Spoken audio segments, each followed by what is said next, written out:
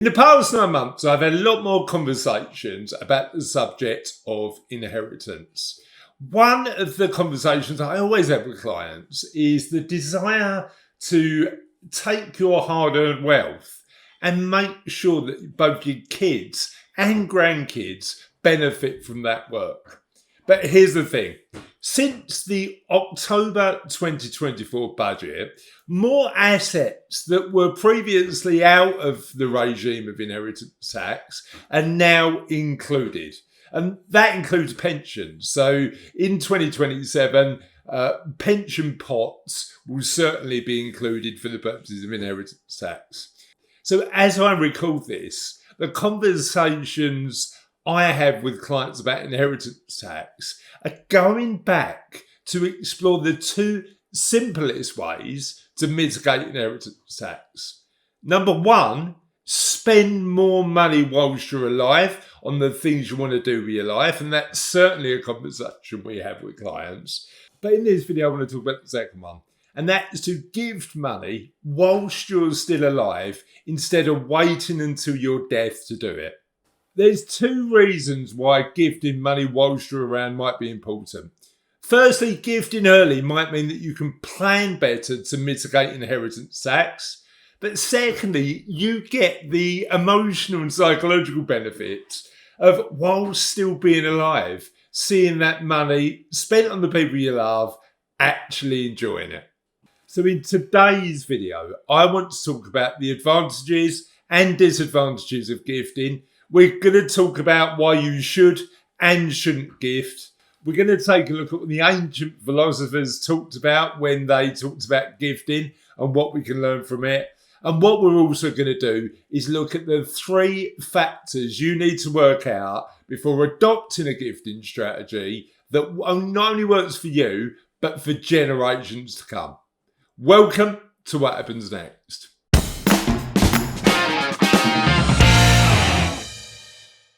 Seneca the Stoic was pretty blunt when he said, putting things off is the biggest waste of life. It snatches away each day as it comes and denies us the present by promising us the future. You see, the ancient Stoics felt that waiting until later was often a risk. And whilst we live in a completely different time, there's a recent book that shares Seneca's perspective, particularly about personal finance. Die with Zero by Bill Perkins is a clarion call to spend money on life's experiences on making us happy. And it aligns a lot with Seneca's quote by urging us to live more for today than tomorrow. However, I've got my own personal opinion on this. And whilst Seneca was pretty blunt, Die with Zero, the book, talks about the nuance and the fact that actually, when it comes to spending and investing and saving, and also gifting, which we're going to talk about in this video, there is an importance in making sure we've got the right balance. Spending your hard-earned wealth on things you're going to love is important, but we need to get the balance right so that uncontrolled and excessive spending doesn't leave us in the poorhouse. Ultimately, getting that balance right is vital. And while Seneca didn't talk that much about gifting while still alive, one of the other prominent Stoic philosophers talked about it a lot. You see, Marcus Aurelius wrote an entire treatise on gifting, highlighting the fact that we should give as we receive, cheerfully, quickly, and without hesitation. For there is no grace in the benefit that sticks to the fingers. And Epictetus had a great quote. Never second guess an instinct to be generous, especially with friends and family. Now, before we start thinking about gifting to the people we love or a cause we believe in, I believe the first step is to work out why we're doing it. So what would be your why if you're thinking about gifting whilst you're still around? For some of my clients, it's about supporting the people they love and like and seeing the wealth they've accumulated work whilst they're still around so they can see the benefits. For some of my clients, gifting, either in money or time, is about helping causes they really believe in. And for some of my clients, gifting is about protecting their future legacy. So before we start to think about the numbers and the values of the amounts we're going to gift, what's the why? What's the reason that you think you'd really like to give today? Is it to help the people you love? Or is it to have a positive impact on the world? Or is it to protect the assets you've accumulated, the wealth you've built, and make sure they get passed down the generations? All are entirely valid reasons, but taking the time to understand why you might want a gift is the first step I'd take. Part 2 is working out you're enough.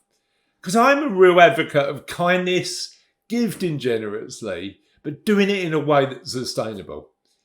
But it's really important when we think about this stuff to also consider our own kindness to ourselves. And we do that by making sure that before we gift, we know how much is enough, we know we've got that number, and we know that we can sustainably live and make the gift. I'm on a real mission with What Happens Next to help people in their 50s, 60s and beyond plan for the next chapter of their life. And I'd like to ask a favour. If you're getting a lot from this video, feel free to like and subscribe.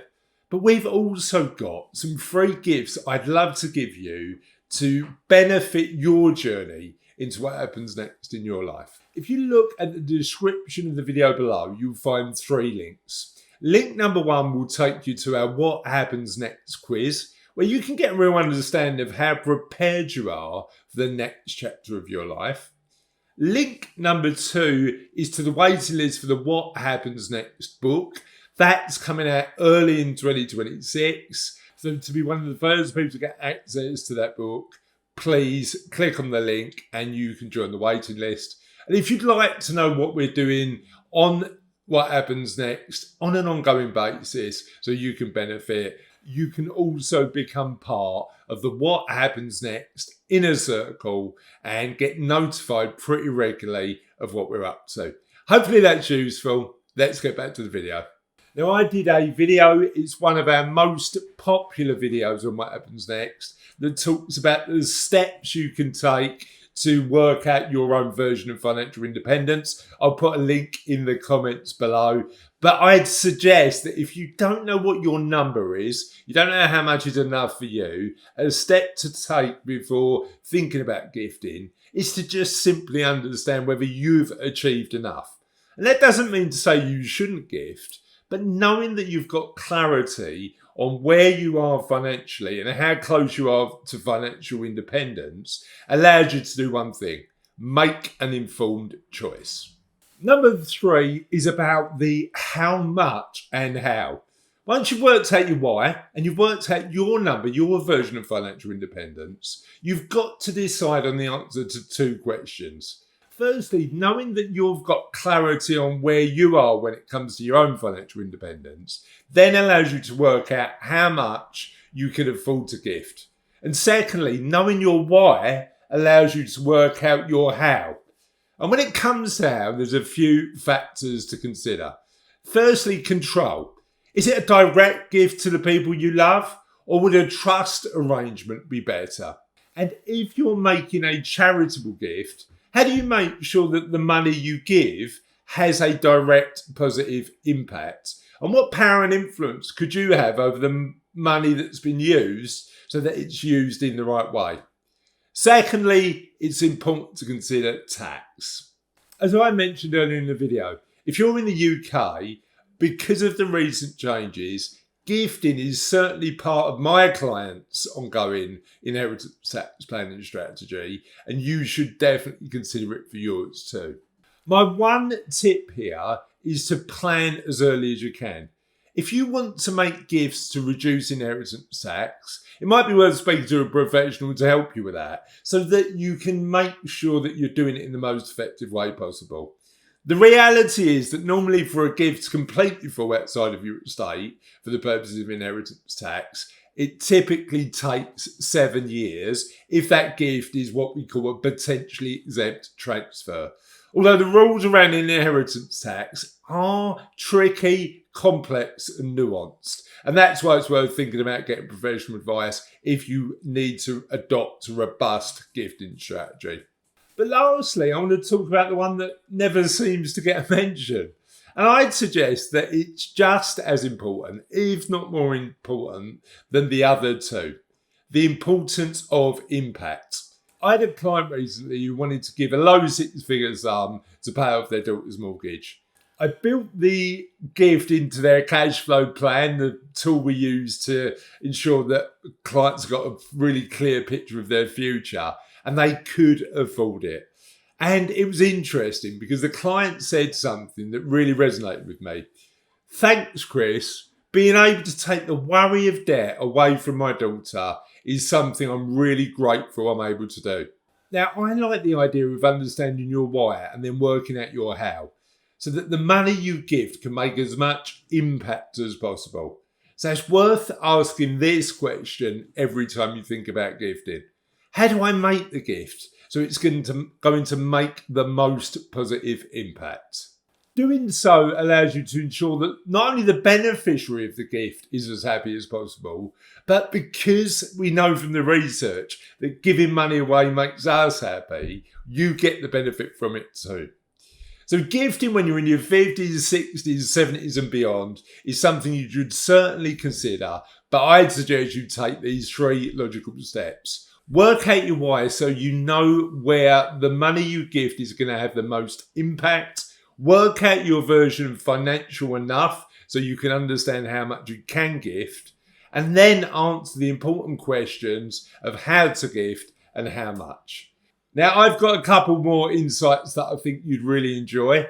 For more information about working out your own version of enough, this video might be really useful. And because I like to mention the Stoics, as you might have noticed if you're a regular What Happens Next watcher, this video talks about the Stoic lessons we can use for retirement. That's it for today. Have a lovely day and we'll see you on the channel soon.